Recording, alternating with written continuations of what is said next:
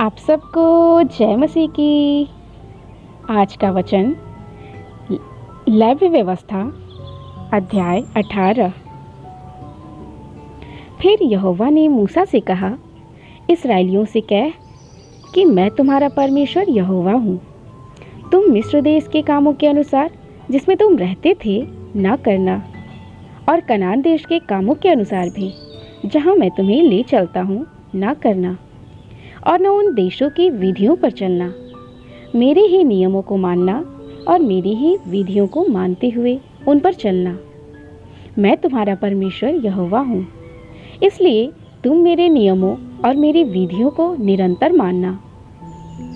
जो मनुष्य उनको माने वह उनके कारण जीवित रहेगा। मैं यहोवा हूँ। तुम में से कोई अपनी किसी निकट कुटुंबिनी का तन उघाड़ने को उसके पास न जाए। मैं यहोवा हूँ। अपनी माता का तन जो तुम्हारे पिता का तन है ना उघाड़ना, वह तो तुम्हारी माता है, इसलिए तुम उसका तन न उघाड़ना। अपनी सौतेली माता का भी तन न उघाड़ना, वह तो तुम्हारे पिता ही का तन है। अपनी बहन चाहे सगी हो चाहे सौतेली हो, चाहे वह घर में उत्पन्न हुई हो चाहे बाहर, उसका तन न उघाड़ना।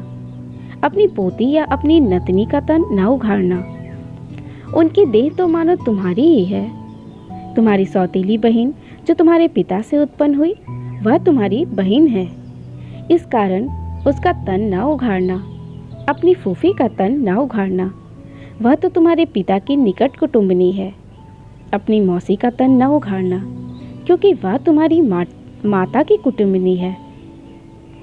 अपने चाचा का तन न उघाड़ना, अर्थात उसकी स्त्री के पास न जाना, वह तो तुम्हारी चाची है। अपनी बहू का तन न उघाड़ना, वह तो तुम्हारे बेटे की स्त्री है, इस कारण तुम उसका तन न उघाड़ना।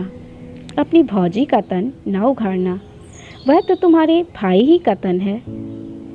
किसी स्त्री और उसकी बेटी दोनों का तन न उघाड़ना, और उसकी पोती को या उसकी नतनी को अपनी स्त्री करके उसका तन न उघाड़ना, वे तो निकट कुटुंबिनी हैं। ऐसा करना महापाप है। और अपनी स्त्री की बहन को भी अपनी स्त्री करके उसकी सौत न करना कि पहले के जीवित रहते हुए उसका तन भी उखाड़े।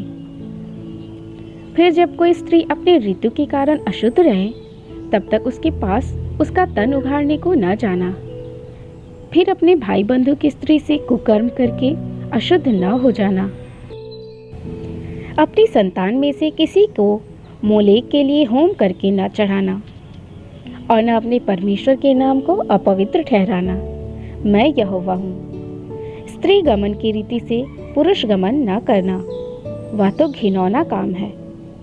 किसी जाति के पशु के साथ पशु गमन करके अशुद्ध न हो जाना, और न कोई स्त्री पशु के सामने इसलिए खड़ी हो कि उसके संग कुकर्म करे, यह तो उल्टी बात है। ऐसा कोई भी काम करके अशुद्ध ना होना, क्योंकि जिन जातियों को मैं तुम्हारे आगे से निकालने पर हूँ वे ऐसे काम करके अशुद्ध हो गई है, और उनका देश भी अशुद्ध हो गया है। इस कारण मैं उन पर उसके अधर्म का दंड देता हूँ, और वह देश अपने निवासियों को उगल देता है।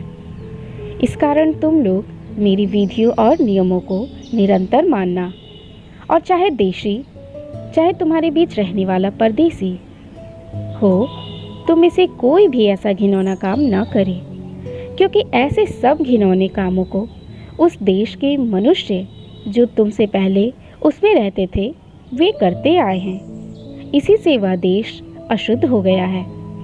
अब ऐसा ना हो कि जिस रीति से जो जाति तुम में से पहले उस देश में रहती थी उसको उसने उगल दिया, उसी रीति जब तुम उसको अशुद्ध करो तो वह तुमको भी उगल दे।